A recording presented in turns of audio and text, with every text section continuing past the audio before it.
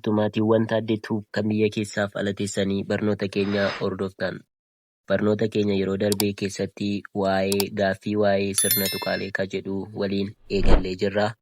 Maarree namoonni baay'een yaaltanii jirtu, kan deebises jira, kan hin deebisnes jira. Baay'ee galatoomaa, warri argattanis warri dhabdanis galatoomaan isiniin jedha. Barumsi yaaliidha malee waan biraa miti. Yaaluun keessaniyyuu ga'aadha. Har'a immoo ibsa waliinii isinii qabadhee dhiyaadhee hin jira. Maarree warri maatii keenya taatan warra maatii keenya hin taaneef yuutuubii keenya sheer gochuu hin dagatinaa isiniin jenna. Har'a ibsa waliinii deebisaa kan waliin hojjennu ta'aa. Haayaataan nu dhaggeeffadhaa kallattumaan gara barnoota keenya. Akkuma jedhu maal jedha kuni himoota armaan gadii keessatti iddoo barbaachisutti sirna tuqaalee barreessii jedha. Maal jedhaa? Himoota armaan gadii keessatti iddoo barbaachisutti sirna tuqaalee barreessii jedha. Gaaffii tokkoffaa an yeroo darbe isin gaafadhee yuutuubii viidiyoo jalqabaarraatii ilaaluu dandeessu kan waa'ee gaaffii kanaa jechuudha akkaataan itti gaafadhee. Yeroo darbe gaaffiin kun akkas jedha ture. Diraamaa eelaa jedhu ilaaltee jedha. Kun waayyuu hin qabu. Mallattoon kun hin jiru. Mallattoon kun hin jiru jechuudha. Yeroo darbee seera isaa eeggatee hin barroofne jechuudha. Inni gaaffiin gaafatame suni seera miti jechuudha. Garuu amma seera isaa eeggatee sirna tuqaalee eeggatee kan barraa'ee jirudha jechuudha. Kanaaf gaaffii tokkoffaa gaafa sirreessinu akka kanatti sirreessinaa jedha. Innis akkamitti sirreeffama? Diraamaa eelaa jedhu ilaaltee mallattoo gaaffii. Diraamaa eelaa jedhu ilaaltee jedha. Kuni sirna tuqaalee lamatu as keessa jira. Tokkoffaa bifa gaaffiidhaanidha. Gaaffiidhaa jechuudha. Tuqaan fudhatu, hudhaan fudhatu, maal fudhataa, qoodduun fudhatu, mallattoo gaaffii fudhataa jechuudha. Mallattoo gaaffiin ishee kanadha. Karaa biraatiin immoo maal fudhatee jira? Sirna tuqaalee keessaa mallattoo waraabbii fudhatee jira. Mallattoo waraabbii kana viidiyoo isaa isinii hojjedheen jira. Faayidaan isaa jechuudha. Mallattoo waraabbii viidiyoo isaa hojjedheen jira. Isinii viidiyoo darban irraatii ilaaluu ni dandeessu.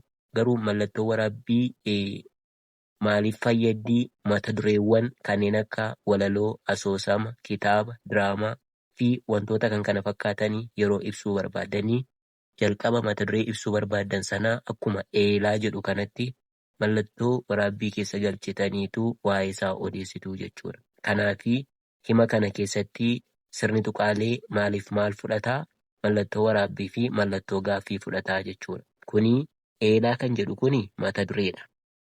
Maaliif waa'ee mallattoo waraabbii hojjedheen jira waan ta'eef viidiyoo yeroo darbe irraa ilaaluu dandeessu. Garuu waa'ee maalii odeessaa jirra?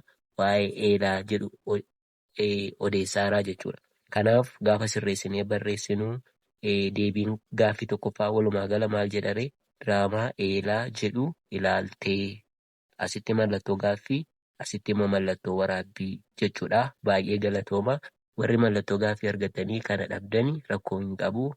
Yaaluun keessaniyyuu gahaadha. Deebii keessan akka kanatti sirreeffadhaa isiniin jechuun barbaada. Gaaffii lammaffaan akkas jedha. Yeroo darbee mallattoon kun hin jiru. Garuu isuma kana qofa jira. Eelaan fiilmii haala gaariin qophaa'e jedha. Kunillee hin jiru. Kun immoo hima kana keessatti sirna tuqaalee meeqatu jira? 3tu jira. Addana mallattoo waraabbii, as immoo hudhaa fi tuqaatu jira jechuudha. Faayidaawwan jara kana tokko tokkoodhaan viidiyoodhaan isiniin hojjedheen jira. Viidiyoo yeroo darban irraa akka ilaaltan gamanumaan dhaamsa isiniif dabarsa.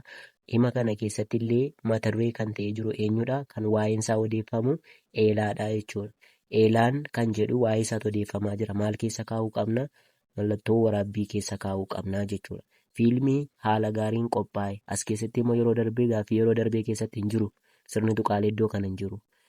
Waa'ee hudhaa isinii hojjedheen ture. Hudhaan maal fayyada jennee tokkoffaa dubbachiiftuun gosa garaagaraa yeroo walitti aananii barraa'anii gidduu seenuudhaan seera afaanii eegsisaan jedhe. Karaa biraatiin immoo hudhaan kunii akka dubbifamaa afaan Oromoo tokkootti ilaalamaa. Garuu qubee miti mallattoodha isiniin jedheen ture. Kanaaf qophaa'e iddoo jedhu kanatti mallattoo maaliitu galaa? Mallattoo hudhaatu galaa jechuudha. Kanaaf hudhaan illee addana galtee jirti. Kun immoo tuqaadha. Tuqaan immoo maaliif fayyadama jenne? Yaada goolabame tokko yeroo hundumaa dhumarratti galaa jenne. Kanaafi abbaan kanaa wanti himni barraa'e kuni goolabamaadha. Akkamitti goolabame? Eelaa fiilmii haala gaariin qophaa'ee jedha. Qophaa'eera ganaa qophaa'a miti. Kanaafiyyuu himni kun xumuramaa waan ta'eef illee asitti tuqaalee ni fayyadamna jechuudha. Warri kana yaaltan illee baay'ee galatoomaa. Deebii keessaan irra deebi'aatii asitti ilaaladhaan isiniin jechuu barbaada. Gaaffii sadaffaan immoo akkas jedha. Maqaan kee eenyu? Kan duraanii hin qabu kun. Gaafan isin gaafadhe gaaffii yeroo darbee keessatti hin qabu kun. Garuu himni kun maal of keessatti fudhata? Mallattoo gaaffii fudhataa jechuudha.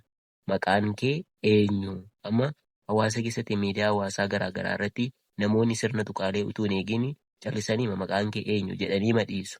Haa ta'us malee seera barreeffamaa tokko gaafa eegne barreessinu sirna tuqaalee sanaanii mallattoo gaaffii nama gaafachaa jirra waan ta'eef yeroo hundumaa gaafa waa nama gaafattanii xumura irratti mallattoo gaaffii fayyadamaan isiniin jedhaa baay'ee gaariidha. Al tokko irra deebi'eetanii isiniif dubbisaa jechuudha. Gararraa makasii gaafan dubbisu akkas jedha. Dhimmoota armaan gadii keessatti iddoo barbaachisutti sirna tuqaalee barreessi. Tokkoffaa diraamaa eelaa jedhu ilaaltee. Diraamaa eelaa jedhu ilaaltee. Eelaan fiilmii haala gaariin qophaa'e. Eelaan fiilmii haala gaariin qophaa'e. Maqaan kee eenyu? Maqaan kee eenyu? Baay'ee gaariidha. Barnoonni keenya akkuma itti fufetti jira. Gaaffiin kun akkuma yeroo darbee maal jedhaa? Dhimmoota armaan gadii gara gabaajeetti jijjiirii jedha. Maalan isiniin jedhee? Hima sana gara gabaajeetti jijjiirtuu jechuudha. Hima sana gabaajeen immoo maaliif fayyada? Wanta tokko gaggabaabsanii barreessuudha jechuudha. Sirna tuqaalee keessaa immoo maaltu barbaachisaa? Tuqaadha jechuudha. Kanaaf maal jedheetan isin gaafadhe gaaffii tokkoffaan akkas jedha ture. Waldaa Misooma Oromiyaa jedha. Waldaa Misooma Oromiyaa. Waldaa Misooma Oromiyaa kan jedhu kana keessatti qubee jalqabaa kana fudhannaa jechuudha. Waldaa jecha jedhu keessatti waa kunoo achiiti sirna tuqaalee immoo kan gabaajeef fayyadu maalidha jenne tuqaadha. Mallattoo gaaffiis miti, raajeffannoos miti, qoodduus miti, waraabbiis miti. Kanaaf yeroo hundumaa gaafa gabaajee barreessitanii sirna tuqaalee keessaa maal fayyadamtu? Tuqaa fayyadamtu jechuudha. Kanaaf waldaa keessaa qubee waa jalqabaa fudhanne. Misooma kan jedhu keessaallee qubee maa fudhanne. Tuqaa goona. Tuqaan galuu qaba. Tuqaan hin jiru taanaan hiikan qabu jechuudha. Karaa biraatiin immoo asii immoo maal fudhannee Oromiyaa iddoo jedhu keessatti oo qofa fudhannee jechuudha. Kanaaf namni biraan namni barate tokko gaafa dubbisu kan akkasumattiin ilaalee gabaajee kana utuu barreeffamni inni dheeraan hin jirin waldaa misooma Oromiyaa jedhee dubbisuu ni danda'a. Akkasumallee barreessuu ni danda'a jechuudha. Gaaffii lammaffaan immoo mootummaa naannoo Oromiyaa jedha. Mootummaa naannoo Oromiyaa kanarratti isuma jalqabaa wajjin wal fakkaataa. Mootummaa iddoo jedhu keessatti qubee jalqabaa maa qofa fudhannaa jechuudha. Maa erga fudhannee booda maal gashinaa? Tuqaa gashina. Isa booddee isa taanutti dabarra. Naannoo iddoo jedhu kana keessaa maal fudhannaa? Qubee naasa kana qofa barreessinaa jechuudha. Naannoo naa barreessinaa jechuudha. Ammas tuqaa goonee Oromiyaa iddoo jedhu keessatti oo qofa fudhannaa jechuudha. Oo asirratti waan hubachuu qabdanii gabaajee gaafa barreessitanii yeroo hundumaa qubee guddeessa ta'uu qaba. Qubee guddaa hin ta'u taanaan seera gabaajee hin uumuu jechuudha. Kanaaf tokkoffaa qubee jalqabaa keessaa maqaa jalqabaa keessaa qubee jalqabaa fudhattu akkasumallee qubee guddaadhaan ni barraa'a.